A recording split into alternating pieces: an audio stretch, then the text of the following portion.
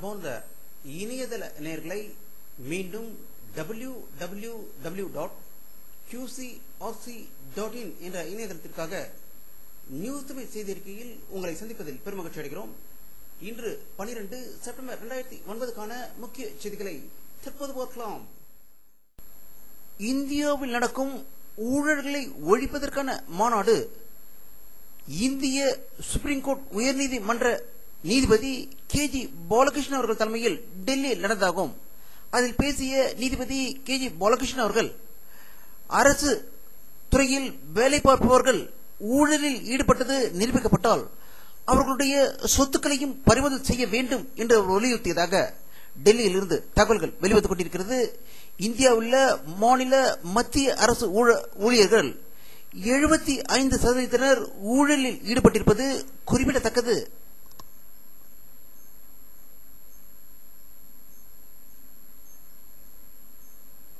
Marxist communist கட்சியின் பொலிட் bureau உறுப்பினர் பிருந்தா கரத் அவர்கள் மதுரையில் உள்ள உத்தமபுரத்திற்கு சென்று அங்கு உள்ள ஒரு குறிப்பிட்ட பிரிவினருக்கு ஆதரவாக பிரச்சாரம் மேற்கொள்ள இருந்த நிலையில் மதுரை போலீசார் அவரை கைது செய்ததாகவும் பின்பு அவர் விடுதலை செய்யப்பட்டு விட்டதாகவும் அதன் பிறகு போலீசார் கூறியதில் பிருந்தா கரத்தை கைது செய்யப்படவில்லை என்று கூறியதாக மதுரையிலிருந்து செய்திகள் வெளிவந்து கொண்டிருக்கிறது.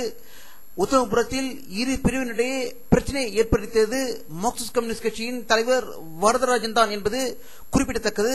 வரதராஜன் தமிழை தாய்மொழியாக கொள்ளாதவர். அதேபோல் பிருந்தா கரத்திற்கும் தமிழ் தாய்மொழி கிடையாது. ஆனால் தமிழர்களிடையே குழப்பத்தை உருவாக்குவதில் இருவரும் முக்கியத்துவம் பெற்று வருவதாக அங்குள்ள அரசியல் நோக்கர்கள் கருத்து வெளியிட்டிருக்கிறார்கள்.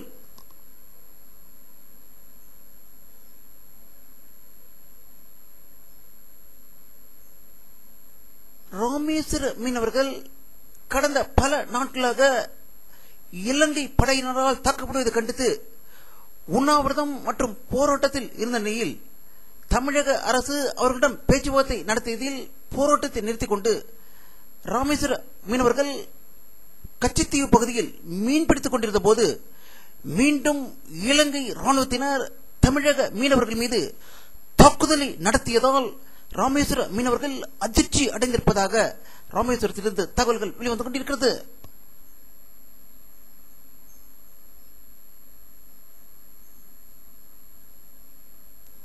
பிரிட்டன் நாட்டில் இரண்டாவது நாளாக தமிழ் ஈழ நாட்டில் அப்பாவி தமிழர்களை முகாம்களில் அடைத்து வைத்து சித்திரவதை செய்து கொண்டிருக்கும் ராஜபக்சே அரசை கண்டித்து மாபெரும் போராட்டம் நடந்ததாக லண்டனில் இருந்து தகவல்கள் வெளிவந்து கொண்டிருக்கிறது.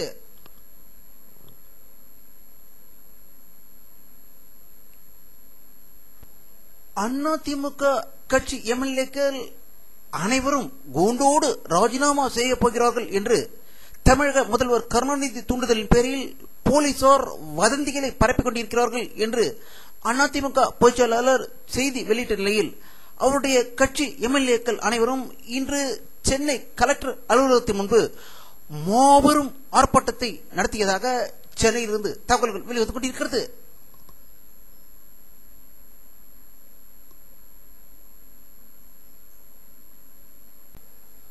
திராவிடர்களின் முக்கிய பண்டிகைகளில் ஒன்றான கிருஷ்ண ஜெயந்தி இன்று இந்தியா முழுவதும் மிக சிறப்பாக கொண்டாடப்பட்டதாக அனைத்து பகுதியிலிருந்தும் செய்திகள் வெளிவந்து கொண்டிருக்கிறது.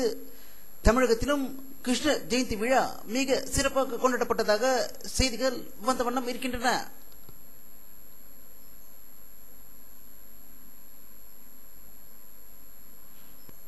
இந்தியாவின் மீது பாகிஸ்தான் ராணுவத்தினர் ஒரு போரை ஆரம்பித்திருக்கிறார்கள் என்று கூறும் அளவில் பஞ்சாப் பாகிஸ்தான் எல்லையில் 3 ராக்கெட் வெடிகுண்டுகளை வீசி எறிந்தது பஞ்சாப் விவசாயிகளிடையே அதிர்ச்சி அடைந்திருப்பதாக பஞ்சாப் மாநிலத்திலிருந்து செய்திகள் வெளிவந்து கொண்டிருக்கிறது.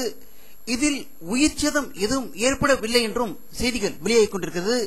இதற்கிடையில் காஷ்மீர் மாநிலத்திலுள்ள மத்திய சிறைச்சாலை மீது மற்றொரு ராக்கெட் வெடிகுண்டு தாக்கப்பட்டுள்ளதாக செய்திகள் வந்ததால் இந்திய ராணுவத்தினரும் இந்திய அரசும் அதிர்ச்சி அடைந்திருப்பதாக டெல்லியில் இருந்து தகவல்கள் வெளிவந்து கொண்டிருக்கிறது.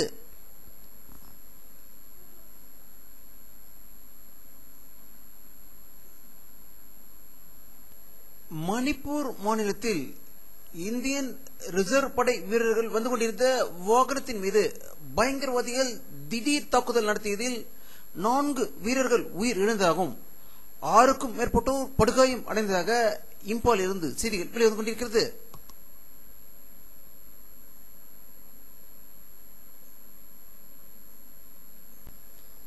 ஜப்பான் நாடு வெளியிட்டுள்ள ஒரு புள்ளி விவரத்தில் ஜப்பானில் உள்ள 40,000 பேர் 100 வயதை தாண்டியவர்கள் என்று செய்தி வெளியிட்டிருப்பதாக டோக்கியோவிலிருந்து தகவல்கள் வெளிவந்து கொண்டிருக்கிறது.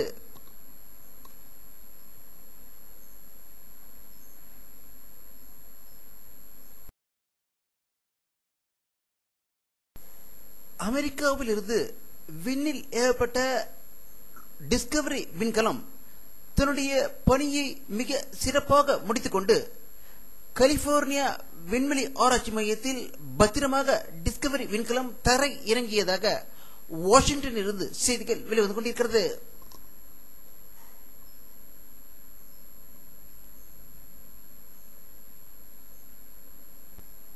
வானிலை அறிக்கை 12 செப்டம்பர் 2009 பிற்பகல் 3 மணிக்கு எடுக்கப்பட்ட சேட்டலைட் புகைப்படத்தை தற்போது பார்த்துக் கொண்டிருக்கிறீர்கள். தமிழகத்தில் மேகமூட்டங்கள் காணப்படவில்லை. இன்றும் வெயிலின் தாக்கம் அதிகமாக இருந்ததாகவே தமிழகத்தில் உள்ள அனைத்து பகுதிகளிலிருந்தும் செய்திகள் வந்த வண்ணம் இருக்கின்றன.